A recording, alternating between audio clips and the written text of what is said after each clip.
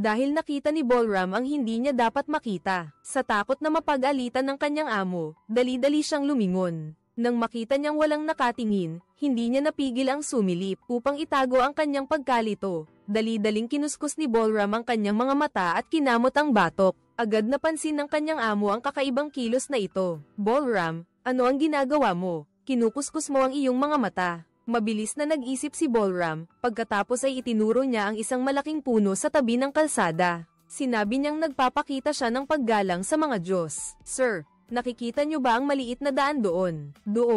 Doon mismo, sinasabi nila na bago matagpuan ang puno ng Bodhi, na nagbigay sa kanya ng kaliwanagan, dumaan si Buddha sa daang iyon. Talaga, ang mag-asawang kakabalik lang mula sa Amerika, ay talagang naniwala sa kanyang kasinungalingan, at ginaya pa nila ang kanyang kilos, nagdikit ng mga kamay at yumukod sa puno sa tabi ng daan. Nang makita ang dalawang taong nasa mataas na antas na niloko niya, nang napakadali, biglang naramdaman ni Ballram na ang mga mayayaman ay hindi rin naman ganoon kagaling. Pagkatapos niyang ihatid ang dalawa dahil hindi naman kalayuan ang bahay ni Ballram sa nayon ni Pinky, pumayag ang amo na umuwi siya para bisitahin ang kanyang pamilya. Habang papasok sa nayon, patuloy na bumubusina si Ballram para kunin ang atensyon ng mga taga-nayon. Sinadya pa niyang ihinto ang sasakyan sa pinakamataong lugar sa pasukan ng nayon. Sa ilalim ng paghanga ng mga taga-nayon, si Ballram, na may maayos na pananamit, agad na naging sentro ng atensyon. Lubos nitong nasiyahan ang kanyang pagmamataas. Ngunit nang makauwi siya, napansin ni Ballram na tila malungkot ang kanyang lola.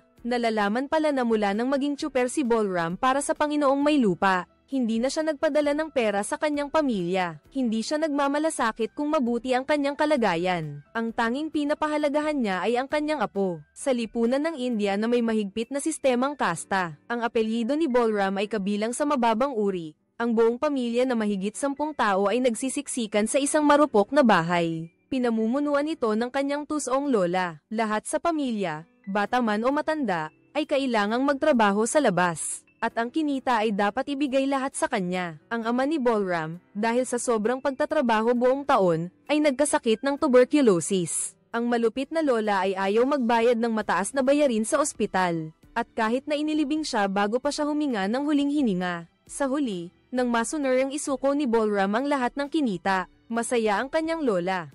At kahit personal siyang niluto ng manok. Gayunpaman, dahil nawalan ng kontak si Ballram sa loob ng ilang panahon, mas lalo niyang nararamdaman na tila nawawala sa kontrol niya ang paghawak sa makinang nagbibigay ng pera na ito. Sinabi niya kay Ballram na nakahanap na siya ng mapapangasawa para sa kanya. Ngunit si Ballram, na kailan lang nakakita ng mundo sa labas. Paano siya makukontento na atali ang kanyang buhay dito? Alam niya na kapag nagpakasal siya, susundin niya ang yapak ng kanyang ama. Tuluyang mawawala ang pagkakataon niyang makatakas sa kulungan ng manok. Kailangan ko pa ng oras. Hindi pa ako handang magpakasal, hindi pa ako handa. Hindi talaga pinapansin ng lola niya ang nararamdaman niya. Pinipilit siyang magpakasal bago matapos ang taon. Galit na galit si Ballram. Agad niyang sinabi na hindi lang siya magpapakasal, kundi hindi na rin siya magpapadala ng pera sa bahay. Habang hinahabol siya ng kapatid niya, pinayuhan siya ni Ballram. Pagkatiwalaan siya, uubusin nito ang lakas niya hanggang sa huling patak ng dugo, at pababayaan siyang mamatay tulad ng kanyang ama. Ngunit ang pagkalason ng sistema ng caste ay palaging nakakabit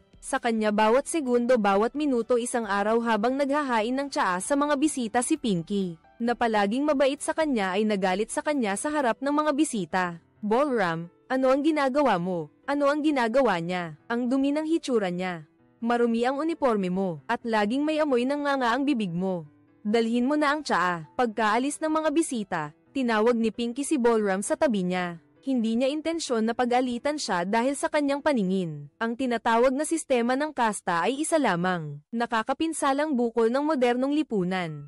Bukod pa rito, siya mismo ay dating kabilang sa mababang kasta, at nagsikap upang makapag-aral sa Amerika. At last achieved the life he desired. Forget it.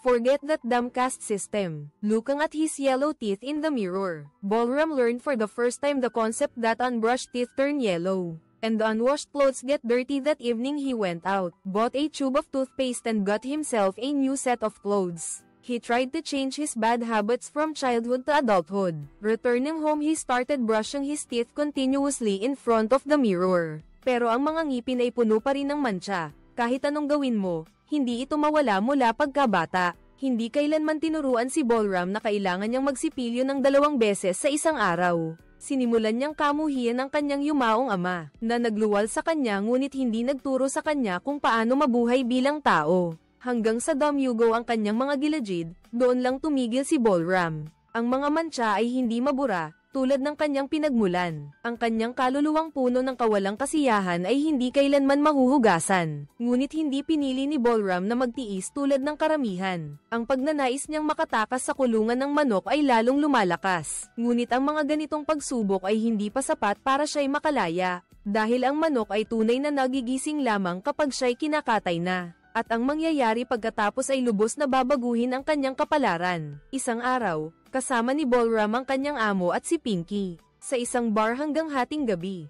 Lumabas silang dalawa na lasing at si Pinky, ay nagkaroon ng ideya na magmaneho.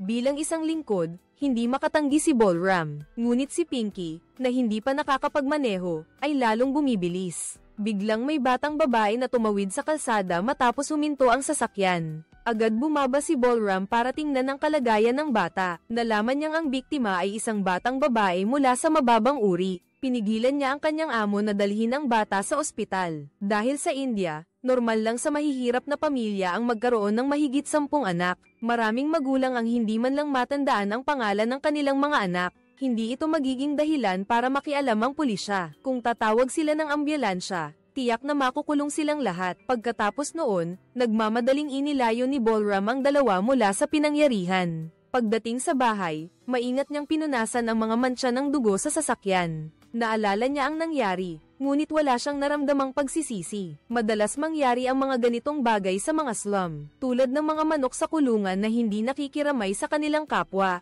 Sa halip, nakaramdam pa siya ng kaunting kasiyahan. Dahil noong nahihirapan ang amo, siya ang kasama nilang tumulong sa paglutas ng problema. Baka nga mapuri pa siya. Talaga nga, kinabukasan, tinawag ng amo si Balram sa bahay at bihira siyang paupuin sa sofa. Sa unang pagkakataon, naramdaman niya ang pagtrato sa isang taong may nagawa. Kahit ang panganay na anak na palaging nagpapahirap sa kanya, ay binigyan siya ng paborito niyang inunguya. Walang pag-aalinlangan, nilagay ito ni Balram sa kanyang bibig.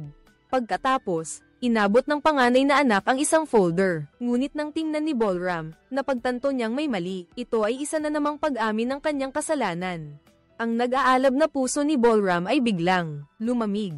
Hindi niya inaasahan na nagtrabaho siya ng buong puso at dedikasyon. Sa wakas ay naging sakripisyo na basta nalang itinatapon. Si Master Ashok ay nagbabalak na ipagtanggol si Balram. Ngunit agad siyang pinigilan ng kanyang kapatid, hindi natin dapat gawin iyan. Mali ito.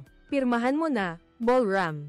Tapos, kasama si Pinky, pupunta tayo sa istasyon ng pulis para sumuko. Kung talagang naiintindihan mo ang batas, ayusin mo ito ng mag-isa. Kung hindi, manahimik ka na lang.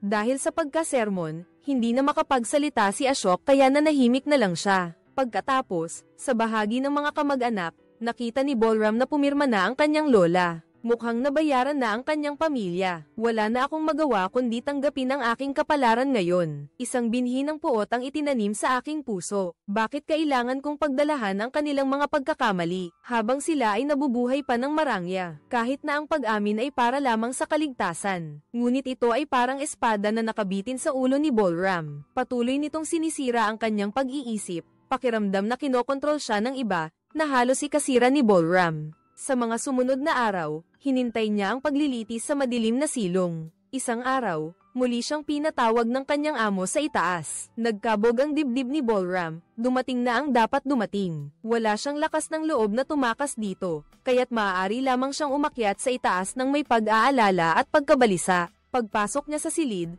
natuklasan niyang walang pulis doon. Tila tama ang kanyang hinala.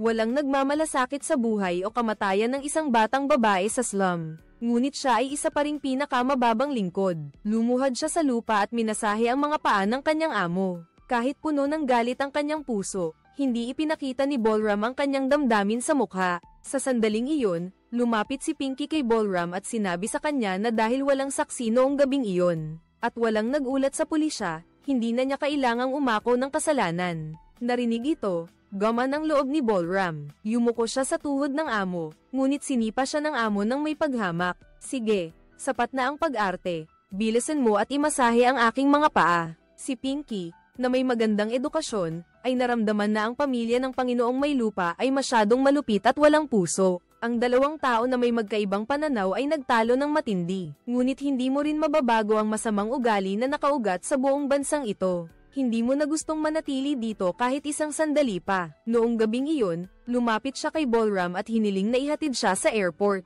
Dahil tinulungan siya ni Pinky, inilagay ni Ballram ang kanyang sarili sa panganib upang ihatid siya sa airport. Marahil dahil sa pagkakonsensya, binigyan ni Pinky si Ballram ng pera. Sana ay makalaya ka na sa kulungan ng manok na ito. Kinabukasan, sinabi ni Ballram kay Ashok na umalis na si Pinky. Hindi inaasahan, sa halip na magsisi sa sarili, muling sinisi ni Ashok si Ballram. Ipinakita ni Ashok ang kanyang tunay na kulay at patuloy na binugbog si Ballram. Hindi na makatiis, itinulak ni Ballram si Ashok at bumagsak ito. Huwag mong hilahin ang kwelyo ko, amo. Nagulat din si Ashok sa ginawa ni Ballram. Hindi niya inasahan na ang kanyang alipin na laging sumusunod, ay maglalakas loob na saktan siya. Sana ikinulong ka na lang nila noon. Sa wakas ay natauhan si Ballram. Bagamat ilang taon nang nag-aaral si Ashok sa kolehiyo, ang diskriminasyon sa klase ay malalim na nakaugat sa kanyang pagkatao. Ngunit ang paniniwala ni Ballram sa ngayon ay ganap nang nawasak. Gaano man siya katapat, tinitingnan lang siya ni Ashok bilang isang masunuring aso. Sa susunod na 2 araw, si Ballram ay nasa garahe, naghihintay na paalisin ni Ashok. Gayunpaman, nang nag-aalala siyang lumapit kay Ashok, nakita niyang lasing na lasing ito. Upang mapanatili ang kanyang trabaho, pinilit niyang linisin ang silid at maingat ding naghanda ng lemonade para kay Ashok. Ngunit nang bumalik siya, nakita niyang nakatulog si Ashok sa sofa. Dahil hindi tumugon ang kanyang amo, diretsyong umupo si Ballram sa sofa at uminom ng lemonade. Pagkatapos, nagtago rin siya sa dressing room ni Ashok. Isinusuot ang mamahaling suit ng kanyang amo at sinuklay ang kanyang buhok. Pagkatapos ay kinuha niya ang mamahaling alak na itinago ni Ashok. Pinuno ang kanyang baso at nagsimulang tamasahin ang marangyang buhay. Sa maikling panahon, mula noon, lalong lumakas ang kanyang pagnanais para sa kalayaan. Sa mga sumunod na araw, medyo lamambat ang relasyon ni Ballram at Ashok. Hanggang sa dumating ang isang petisyon sa diborsyo mula sa ibang bansa, na nagpunit sa peking balat. Muling ibinuhos ni Ashok ang kanyang galit kay Ballram, lubos na nadismaya, kaya nagsimulang matuto si Ballram na magnakaw at manloko. Sa harap ng kanyang amo, siya pa rin ang tapat na alipin. Ngunit sa likuran, naghahanap siya ng paraan para kumita sa pag-aayos ng sasakyan at pagbebenta ng mga invoice na may mataas na presyo ay naging pangkaraniwan. Minsan nagbebenta rin siya ng murang gasolina, alam na alam ang schedule ng paggamit ng sasakyan ng Panginoon. Sinasamantala ni Ballram ang pagkakataon kapag hindi ginagamit ang sasakyan para magsakay ng pasahero. Sa loob lamang ng wala pang kalahating buwan, kumita siya ng halagang katumbas ng 2.5 taon noon. Ngunit hindi nasiyahan si Ballram sa mabilis na paraan ng pagkita na ito, dahil mas marami pa siyang gusto. Isang araw, narinig niyang nag-uusap ang magkapatid tungkol sa pagpapalit ng driver, at nagsimula na silang maghanap ng bagong driver. Agad na naramdaman ni Ballram ang malaking banta. Sa kabutihang palad, hindi sinara ng Diyos ang lahat ng pinto. Ang politiko na ininvestahan ng may-ari ng lupa ay natalo sa eleksyon. Upang makakuha ng mas maraming pribilehiyo, kinailangan nilang suhulan ang bagong ministro. Ngunit humingi ang kalaban ng malaking halaga, 4 na milyong rupi. Upang protektahan ang kanyang sarili, kinailangan ng amo na pumayag. Narinig ni Ballram ang lahat ng ito. Nang marinig niya ang malaking halaga, ang kasakiman ni Ballram ay muling nagising. Kinabukasan, dinalhan siya ng kanyang pamangkin ng sulat mula sa kanyang lola. Mahal kong apo, mahigit 7 buwan ka nang hindi nagpapadala ng pera sa amin. Ang lungsod ay sumira sa iyong kaluluwa. Napakahirap ng buhay dito. Hindi masaya ang Diyos at madalas siyang nagdudulot ng baha. Kailangan mong magpadala pa ng pera sa bahay. Nakaayos na ako ng kasal mo. Kung hindi ka uuwi, papupuntahin ko ang babaeng iyon sa iyo. Kung tatanggihan mo kami, susulatan namin ang amo mo, para ipaliwanag ang lahat. Pagkatapos niyang mabasa ang sulat, sinampal ni Ballram ang pamangkin niya ng malamig na katotohanan, na nagdulot sa kanya ng matinding kawalan ng pag-asa sa pamilya. Wala na siyang dapat katakutin, determinado siyang isugal ang lahat. Pagkatapos, ikinwento ni Ballram ang lahat ng ito kay Ashok. Hindi niya inaasahan na madali siyang papayagan ni Ashok na mag-day off. Ngunit ang mayayaman ay hindi kailanman nagbibigay ng libre. Gusto nilang samantalahin ang pagkawala ni Ballram para interviewin ang bagong driver. Pagkatapos, dinala ni Bolram ang kanyang pamangkin sa zoo. Nagkataon, nakita niya ang isang puting tigre. Nang makita niya ito ng personal, napagtanto ni Bolram na ang puting tigre ay may marangal na aura. Isang aura na hinahangad ni Bolram na makuha. Ito ay sumisimbolo ng pagiging hindi sumusuko, hindi inaapi. Naalala niya ang kanyang mga karanasan mula pagkabata hanggang pagtanda. Sa bahay, kinokontrol siya ng kanyang lola, at sa labas, mas masahol pa siya sa baka. Sawa na si Bolram sa buhay na walang patutunguhan. Gusto na niyang maging sarili niyang amo at hindi kontrolin ng kahit sino. Habang tinitingnan ng puting tigre, biglang nawala ng malay si Bolram. Hindi dahil sa takot, kundi dahil sa sobrang tuwa. Determinado siyang labanan ang di makatarungang kapalaran. At maging ang bihirang puting tigre na iyon. Binasag niya ang isang bote ng beer at inilagay sa ilalim ng upuan ng kotse sa araw ng transaksyon. Dinala ni Bolram si Ashok sa tagpuan, at di nagtagal ay ipinarada niya ang kotse sa isang liblib na kalsada. Anong problema? Na flat ang gulong. Sige, kung bababa ka at tutulungan ako, kaya nating ayusin to ng magkasama. Hindi, malakas ang ulan. Tumawag ka ng tulong. Paano na ngayon, Ginoo? Kung hindi natin aayusin to agad, mahuhuli ka. Kung bababa ka at tutulungan ako, hindi tayo magtatagal. Dahil sa kakulangan ng oras at takot na mahuli, agad na bumaba si Ashok at tinulungan si Bolram sa pag-aayos. Ngunit habang tinitingnan ni Ashok ang sasakyan, si Bolram biglang nagsalita, parang walang problema. Sir, matagal na sana kayong naghanap ng kapalit ko. Hindi makapaniwala si Ashok hanggang kamatayan na ang manok na malapit ng katayin, ay biglang naging mabangis na puting tigre. Binaliktad niya ulit si Ashok, itinaas niya ang bote ng beer sa leeg nito nang walang pag-aatubili, at nabasag ang bote ng beer. Pagbalik sa kotse, sumigaw si Bolram ng baliw. Sa sandaling ito, sa wakas ay nakalaya na siya. Pagkatapos, isinakay niya ang kanyang pamangkin sa tren at tumakas kinagabihan. Sa Bangalore, nakilala bilang Silicon Valley ng India, upang parangalan ng kanyang pinakamalaking impluwensya, ang kanyang amo. Pinalitan ni Bolram ang kanyang pangalan kay Ashok, gamit ang mga kasanayan sa panunuhol na natutunan niya mula sa kanyang amo. Matagumpay niyang nasuhulan ng lokal na hepe ng pulis. Ang warrant of arrest ni Bolram ay binawi, at lahat ng taxi driver sa lungsod ay inaresto. Sa iba't ibang dahilan, sinamantala niya ang pagkakataon na walang kompetisyon sa merkado. Itinatag ni Bolram ang isang taxi company na nagmonopolyo sa merkado. Mula noon, ang White Tiger Taxis ay naging pinakamalaking taxi company sa Bangalore. Dahil nagmula sa mababang uri,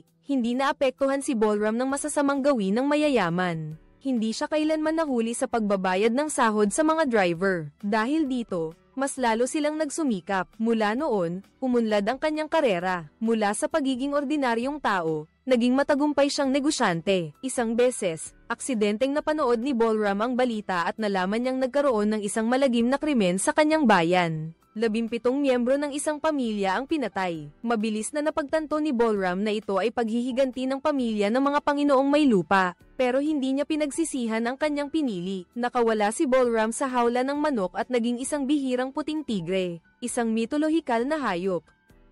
Naging isang mahusay siyang negosyante na lumalabas sa mahahalagang kaganapan at kapantay ng mga politiko. Sino ang mag-aakala na dati ay yumuyuko lang siya sa mga mayayaman para mabuhay? Binaliktad ko ang sitwasyon. Nagtagumpay ako, nakawala ako sa hawla ng manok.